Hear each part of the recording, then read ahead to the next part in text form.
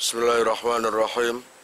Qala al-musannifu rahimahullah, nafa'ana bihi wa bi ulumihi wa bi asrarihi fid dharaini amin. Ya mujibas sa'i. Rabbi shrah li sadri wa yassir li amri wa hlul 'uqdatam min lisani yafqahu qawli. Rabbi zidni ilman warzuqni fahman bi rahmatika ya arhamar rahimin. Wa khamisuha lan utawi nomor 5 surutul wudu utawa surut syarate wudu iku dukhulu waktin manjinge waktu lida imi hadasin kaduwe wong sing langgeng hadase kasalisin kaya wong sing beser wa mustahadatin lan wadon sing istihadah. Ada peraturan atau syarat-syarat bagi orang-orang yang normal, dan ada juga syarat wudhu bagi orang yang daimil hadas, artinya duwe penyakit beser. Beser itu apa sih? Diluk-diluk ngentut, diluk-diluk ngising, diluk-diluk ngoyo. Jadi selalu terus-terusan adalah masuknya waktu sholat. Seperti orang gebeser atau perempuan yang istihadah. Itu harus diingat. Istihadah itu gak seperti orang normal. Kalau orang normal wudhu untuk sholat duhur, katakanlah kamu wudhu jam 9 bisa, jam 12 bisa, jam 1 siang bisa. Tapi kalau untuk orang beser, daimil hadas atau istihadah, itu nggak bisa. Jadi katakanlah jam 11 siang, zuhur kurang 1 jam, terus wudhu, itu nggak boleh. Paham? Nggak boleh. Artinya wudhunya nggak bisa dipakai untuk sholat zuhur. Persis dengan orang tayamum. Ya, jadi ketika ada suara zuhur masuk atau azannya atau apalah, pokoknya tanda waktunya zuhur, waktunya sholat masuk, baru boleh wudhu. Paham? Baru boleh wudhu. Termasuk yang istihadah, itu nggak boleh beduk suwe nerek kurang 2 jam wis tak wudhu dhisik, nggak boleh. Wa yustaratu lan den syaratake lahu maring daimil hadas aidon khalimalih apa dhannu dukhulihi nyono ing melbune waktu. Dan harus walaupun tidak yakin masuknya sholat, nggak ada keyakinan, cuma prasangka. Katakanlah orang yang beser tadi berada di tengah hutan atau di sebuah kota yang jauh dari musola, jauh dari masjid, sehingga tanda-tanda masuk sholat itu nggak terdengar. Maka disangka saja. Ngerti disangka tak? Saya kira orang-orang normal sekarang ini tahu betul. Oh, ini waktunya zuhur masuk. Oh, ini waktunya asar masuk. Oh, ini maghrib masuk. Itu buat prasangkaan. Buat prasangkaan kalau saat ini sudah masuk waktunya sholat. Kalaupun nggak yakin, nggak masalah. Yang penting wudhu tadi harus setelah masuknya waktu sholat. Fala yatawaddau mengko ora le wudu sapa sedaimul hadas kal mutayammimi kaya dene wong sing tayamum. Li fardin maring salat fardu au naflin utawa salat sunat muaqqatin kang den waktoni qabla wakti fi'lihi ing dalem sadurunge waktu ngelakonine fardu utawa sunat. Jadi buat orang yang daimil hadas atau beser nggak boleh wudhu sebelum waktunya sholat masuk. Paham ya? Itu jelas wis. Nggak perlu dijelaskan lagi. Itu jelas awakmu paham. Lah, untuk sholat lainnya gimana? Wali sholati janazatin lan maring sholat jenazah qoblal ghusli ing dalam sadurunge ngadusi mayit. Nah, jika kamu mau ikut menyolati mayit dan kebetulan kamu itu daimil hadas atau beser, itu nggak boleh kamu itu wudhu tadi sebelum duhur, terus kamu pakai sholat duhur, lalu sholat jenazah sekalian, itu nggak boleh. Setelah habis duhur, maka sudah wudhunya selesai. Sholat jenazahnya itu menunggu jenazahnya dimandikan. Kalau jenazahnya atau mayitnya masih belum dimandikan, walaupun omahe wong sing kepaten akeh wong sing takziah, tapi jenazahnya belum dimandikan, maka nggak boleh wudhu. Wudhunya itu harus setelah jenazahnya atau mayitnya dimandikan, baru boleh wudhu. Wa tahiyatin, lan tahiyat masjid, qabla dukhulil masjidi, ing dalam sadurunge mlebu masjid. Sunnahnya buat orang yang masuk masjid itu sholat 2 rakaat, sholat sunnah. Kamu tidak boleh wudhu sebelum masuk di masjid. Kalau sudah masuk di masjid, baru boleh wudhu. Untuk apa? Melaksanakan sholat tahiyat masjid. Setelah wudhu, nanti wudhu lagi kalau mau sholat duhur, atau asar, atau sholat-sholat lainnya. Artinya itu wudhu satu untuk sholat satu. Paham maksudnya? Itu bagi siapa? Orang yang daimil hadas. Aja beser dok, daimil hadas naik. Kalau daimil hadas akeh, wong beser, utawa istikhadah, utawa anyang-anyangen, utawa opo ae, iku jenenge daimil hadas. Ngoten nggih. Kemudian warrawatibi, lan salat rawatib al mutaakhirati kang akhir, qabla fi'lil fardhi, ing dalem sadurunge ngelakoni salat fardu. Kemudian kamu mau salat rawatib. Katakanlah rawatib itu ada kan ba'diyah juga ada ya. Maka kamu wudhu untuk salat duhur. Setelah salat duhur selesai, wudhu lagi untuk rawatib atau ba'diyah itu tadi. Paham maksudnya? Harus wudhu lagi. Satu salat, satu wudhu. Gitu loh. Paham nggak kon?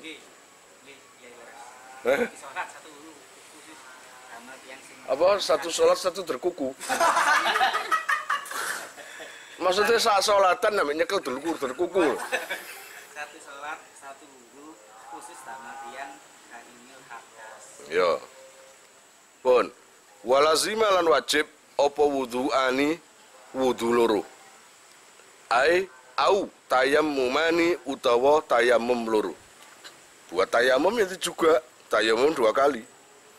Ala khotibin ing atase khotib tegese khutbah Jum'ah. Ala khotibin ing atase khotib daimil hadasi kang beser ngono ya kene utawa daimil hadas. Kemudian sholat Jumat bagi yang imami, apakah wudhu sekali? Gak boleh, harus 2 kali. Paham ya? Untuk kebutuhan sholat Jumat harus wudhu 2 kali.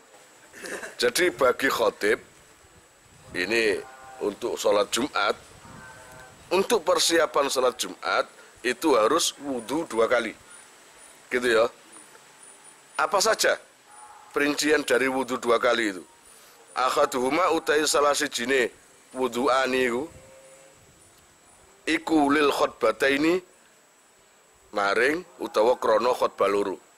Wudhu yang pertama untuk 2 khutbah. Jumat kan ada 2 khutbah. Ya, ada 2 khutbah. Itu 1 wudhu. Kemudian setelah khutbah jelas sholat Jumat. Nah, sholat Jumatnya wudhu lain lagi. Paham? Wal akharu lan utai wudhu sing liyane sing kedua maksudnya ba'dahuma ing dalem sause khutbataini iku li sholati Jum'atin maring utawa krana salat Jumat. Lah wudhu yang kedua untuk salat Jumat. Paham enggak iki? Wa yakfi lan cukup apa wahidun perkara siji lahuma maring khutbataini li ghairihi maring liyane daimil hadas. Maksudnya kalau orang yang gak daimil hadas wudu 1 kali cukup.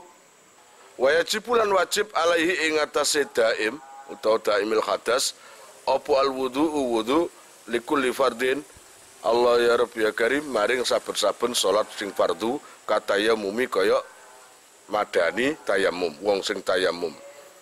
Maka fix sudah bahwa wudu 1 untuk salat 1 itu sudah fix.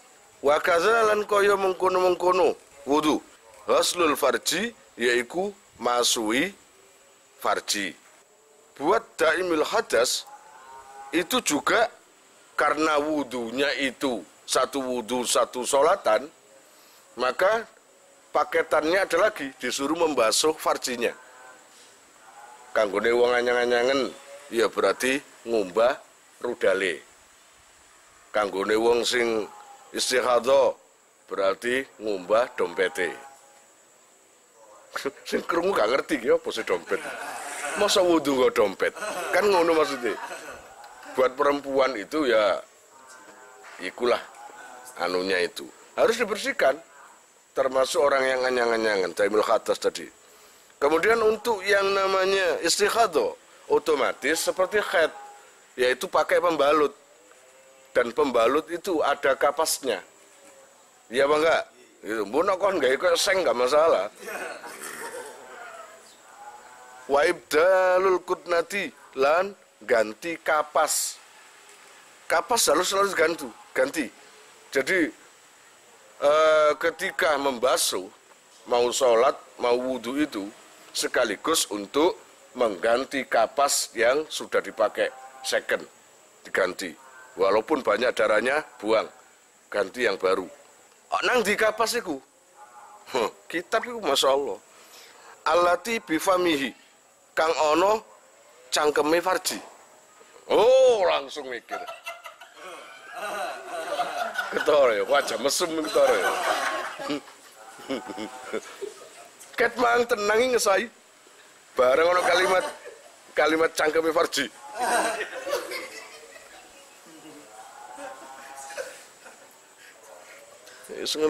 Yang ada di sekitar mulutnya farji. Jadi semua kotoran atau darah atau apapun dibersihkan dan diganti kapasnya. Wal isobati lan perban. Berarti perbane kudu diganti. Terus wa ilam tazul senajan to ora gengsir utawa ora pindah ngono ya kene apa sih isobah an maudhiha saking panggonane Allah ya Rabbi ya Karim isobah. Walaupun nanti tempatnya tetap gak dipindah, ya. Yang penting kan biar tahu kapas ini sudah masih layak dipakai terus atau harus diganti, gitu loh ya. Kalau memang harus diganti. Kalaupun seumpamanya kapasnya atau perbannya itu nggak pindah, posisinya pancet tetap nggak masalah. Yang penting diganti. Kemudian wala nahwi salisin lan iku ing atase sepadane wong sing beser mubadaratun utawi age-age bis sholati kelawan salat. Buat orang yang beser, ingat kamu, buat orang yang beser antara dia itu wudu dengan salat harus segera. Setelah dia wudu maka segera salat. Tidak boleh wudu marengono tuku bakso dhisik. Ya apa enggak? Utawa silaturahmi nang kanca, riayan, tayo apa, nggak boleh. Jadi sekali habis wudu, segera sholat. Gitu loh, nanti ada keterangannya di sini. Iki paham apa enggak, Mang? Harus segera. Falau akhara mongko lamun ngakhirake sapa salis wong sing beser iku Mang. Limaslahatiha krana maslahahe salat utawa kebagusane salat.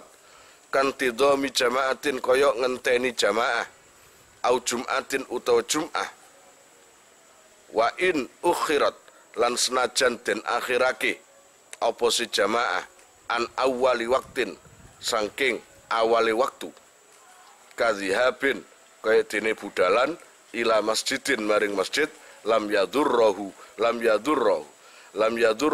mongko ora bahayai ing salis. Lah tadi syaratnya adalah setelah wudu, itu syarat loh ya, setelah wudu harus segera sholat. Tidak boleh berbuat apapun, harus segera sholat. Kecuali perkara atau sesuatu yang dikerjakan setelah wudu itu karena kebaikan sholat, karena yang ada urusan sholat. Contoh, ketika di masjid, setelah katakanlah setelah masuk waktu sholat, lalu kita wudu. Ini buat orang yang beser. Setelah wudu, nunggu imamnya teko. Kadang-kadang kan sholawatan.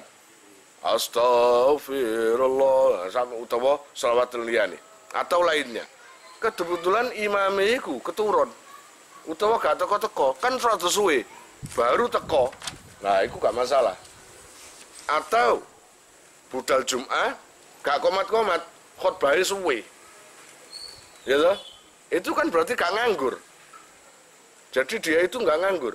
Maka setelah itu gak bahaya. Maka itu gak bahaya, gak ada masalah. Yang bahaya adalah ketika setelah wudu kamu ngobrol dulu sama temen, atau terima tamu, atau beli bakso. Nah, itu bahaya itu.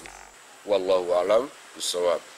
Kalian jika mau nomor HP kalian tak simpan di memori HP saya, SMS aja ke nomor saya dengan mengetik nama, asal, itu aja. Nanti saya save. Lalu nanti akan terhubung ke WA saya. Insya Allah akan ada pemberitahuan perkembangan tentang NR atau ada video baru atau apa. Biasanya saya umumkan di status WhatsApp ya. Buat para donatur, saya sangat terima kasih. Insya Allah barokahnya, manfaatnya akan sampai pada kalian dan menjadi jariah nanti. Dan akan lestari terus sampai kalian meninggal itu nanti. Jangan khawatir, nama kalian tidak akan saya lupakan.